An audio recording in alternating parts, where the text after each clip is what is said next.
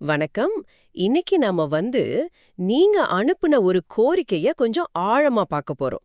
குறிப்பா நீங்க கேட்டது என்னன்னா, பீமா சாதி இன்சூரன்ஸ் சம்பந்தமான மக்கள் அடிக்கடி கேட்கக்கூடிய கேள்விகளும் பதில்களும் எனக்கு தமிழ்ல சிறந்த விளக்கத்தை தருக அப்படின்னு.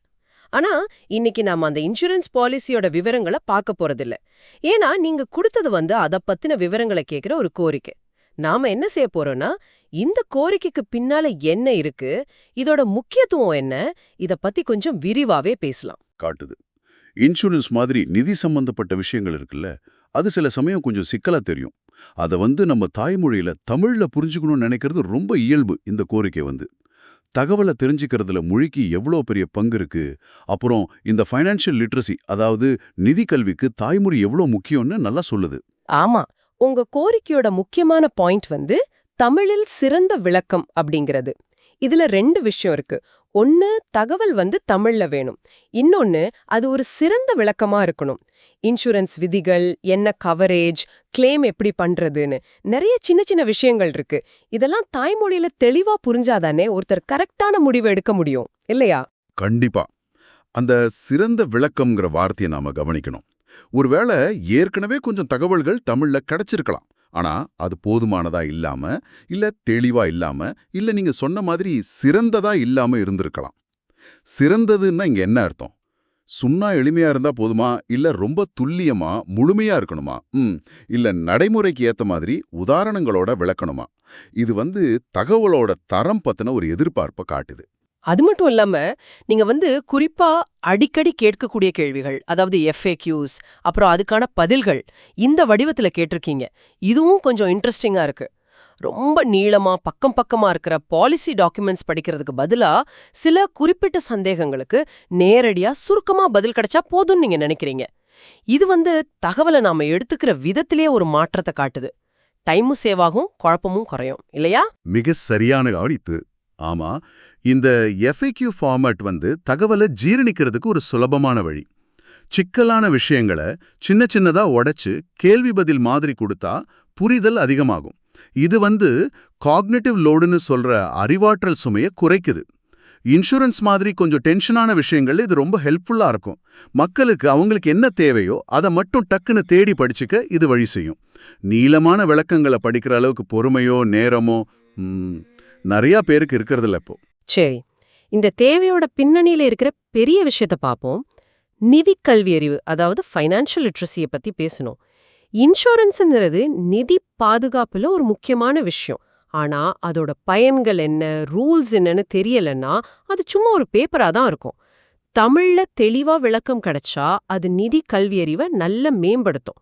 அது மட்டும் இல்லாம நிதி சேர்க்கை, அதாவது ஃபைனான்ஷியல் இன்க்ளூஷனுக்கும் உதவும். அதாவது மொழி ஒரு தடையா இருக்கிறதால ஃபைனான்ஷியல் சர்வீசஸ் கிட்ட போகாம இருக்கிற ஒரு குரூப்பை இது உள்ள கொண்டு வர உதவும் அல்லவா? ஆம், இது ரொம்ப முக்கியமான பாயிண்ட். நிதி சேவைகள் எல்லாருக்கும் கிடைக்கணும்னு நாம பேசுறோம். ஆனா தகவல்கள் அவங்களுக்கு புரியுற மொழியில் இல்லைன்னா அந்த ஆக்சஸ், அதாவது அணுகல் எப்படி சாத்தியமாகும்? குறிப்பா இன்சூரன்ஸ் மாதிரி கொஞ்சம் காம்ப்ளிகேட்டடான ப்ராடக்ட்ஸ்ல தப்பா புரிஞ்சுக்கிட்டா அது பெரிய நஷ்டத்துக்கு வழிவகுக்கும். உதாரணமா, பாலிசியில என்ன கவர் ஆகும், என்ன கவர் ஆகாது, இந்த எக்ஸ்க்ளூஷன்ஸ், அப்புறம் வெயிட்டிங் பீரியட் எவ்வளோ, கோபேமெண்ட் இருக்கா, இந்த மாதிரி விஷயங்களை தெளிவா புரிஞ்சுக்கலானா கிளைம் பண்றப்போ பிரச்சனைகள் வரலாம். நினைச்சு பாருங்க, ஒரு கிராமத்துல இருக்கிற விவசாயியோ இல்ல ஒரு சின்ன தொழில் பண்றவரோ அவங்களுக்கு பொருத்தமான ஒரு இன்சூரன்ஸ் எடுக்க நினைக்கிறாங்க. ஆனா அத பத்தின விவரங்கள் அவங்களுக்கு புரியாத மொழியிலயோ இல்ல ரொம்ப கஷ்டமான நடையிலயோ இருந்தா அவங்க எப்படி முடிவு பண்ணுவாங்க? ஒருவேளை தப்பான பாலிசி எடுத்துடலாம், இல்லாட்டி இன்சூரன்ஸே வேணான்னு ஒதுங்கிடலாம். இந்த இடத்துல தான் உங்க கோரிக்கை மாதிரி தேவைகள் வருது. இதோட இன்னொரு பக்கத்தையும் நம்ம பார்க்கணும்.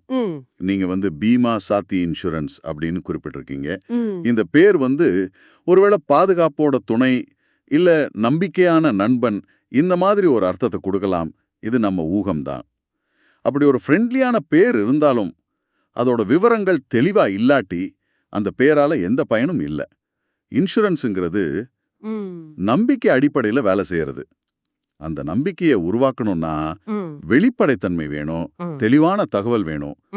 தாய்மொழியில தகவல் கிடைக்கிறது அந்த நம்பிக்கையை இன்னும் அதிகப்படுத்தும். இப்போ இந்த தகவல்கள்லாம் ஏன் சுலபமா கிடைக்க மாட்டேங்குதுன்னு ஒரு கேள்வி வருது இல்லையா?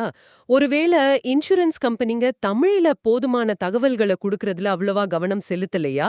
இல்லாட்டி இந்த நிதி சம்பந்தமான டெக்னிக்கல் வார்த்தைகள தமிழ்ல சரியா மொழிபெயர்க்கிறதுல கஷ்டம் இருக்கா?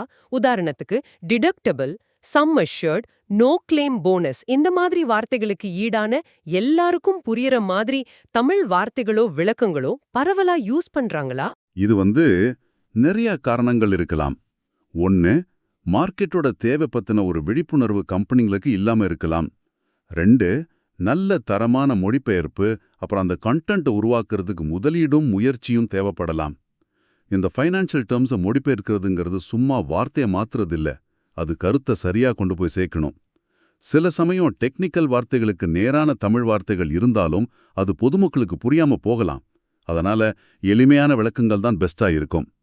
3வது, இந்த ஒழுங்குமுறை அமைப்புகள், ரெகுலேட்டரி பாடிஸோட பங்கு என்னன்னு ஒரு கேள்வி இருக்கு. நிதி தகவல்கள் பிராந்திய மொழிகள்லையும் சுலபமா கிடைக்கணும்னு ஏதாவது கைட்லைன் இருக்கா? அது எவ்வளவு தீவிரமா ஃபாலோ பண்றாங்கிறதும் முக்கியம். ஆம், இது வெறும் ஒரு தனி நபரோட தேவைங்கிறத தாண்டி ஒரு அமைப்பு சார்ந்த பிரச்சனையா, அதாவது சிஸ்டமிக் இஷ்யூவாவும் பார்க்க வேண்டியிருக்கு. இன்சூரன்ஸ் கம்பெனிங்க, பேங்க், நிதி ஆலோசகர்கள், அரசாங்கம்னு எல்லாரும் இதுல பங்கெடுக்க வேண்டியிருக்கு.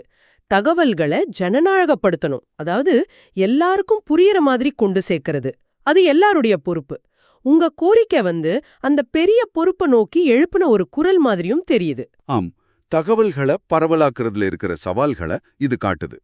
டிஜிட்டல் இந்தியா மாதிரி திட்டங்கள் மூலமா தகவல் ஈஸியா கிடைக்க வழி பண்ணாலும், மொழி ஒரு தடையா இருந்தா அந்த டிஜிட்டல் இடைவெளி கூடவே ஒரு மொழி இடைவெளியும், லாங்குவேஜ் டிவைடும் உருவாகுது. இது நிதி சேவைகள்ல ஒரு சமமில்லாத நிலையை உண்டாக்கலாம். டெக்னாலஜி வளர்ந்தாலும் கண்டென்ட் மக்களை போய் சேரலைன்னா அதோட முழு பயனையும் நம்ம அடைய முடியாது. மேலும் நீங்க இந்த கேள்விய எங்க கிட்ட தி டீப் டைவ் நிகழ்ச்சியில கேட்டிருக்கீங்க. ஒருவேளை நீங்க தேடின தகவல்கள் பொது வெளியில, அதாவது இன்சூரன்ஸ் கம்பெனி வெப்சைட்லயோ இல்ல வேற நிதி சார்ந்த சைட்லயோ உங்களுக்கு திருப்தியா கிடைக்கலையா? இதுவும் தகவல்களை தேடுற யூசர்களோட அனுபவம் பத்தி நமக்கு சொல்லுது. அவங்க நம்பகமான, சுலபமா புரியிற விளக்கங்களை தேடி இந்த மாதிரி தளங்களை நாடுறாங்கன்னு இது காட்டுது. அது ஒரு நல்ல அவதானிப்பு. தகவல்கள் இருக்கலாம், ஆனா அது சிதறி கிடக்கலாம். இல்ல மார்க்கெட்டிங் நோக்கத்தோட எழுதியிருக்கலாம், இல்ல ரொம்ப டெக்னிக்கலா இருக்கலாம். யூசருக்கு என்ன தேவைன்னா நம்பகமான, பாரபட்சம் இல்லாத, சிம்பிளான, ஒருங்கிணைஞ்ச தகவல். சிறந்த விளக்குங்கிறவங்க தேடல் இந்த எல்லா அம்சங்களையும் உள்ளடக்கினதா இருக்கலாம்.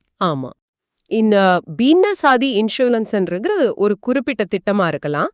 ஒருவேளை அரசாங்க திட்டமாவோ இல்ல ஒரு தனியார் கம்பெனி பாலிசியாவோ இருக்கலாம். அது எதுவா வேணா இருக்கட்டும். அதோட பயன் மக்கள் அடையணும்னா நீங்க கேட்ட மாதிரி தெளிவான தாய்மொழி விளக்கங்கள் ரொம்ப ரொம்ப அவசியம்.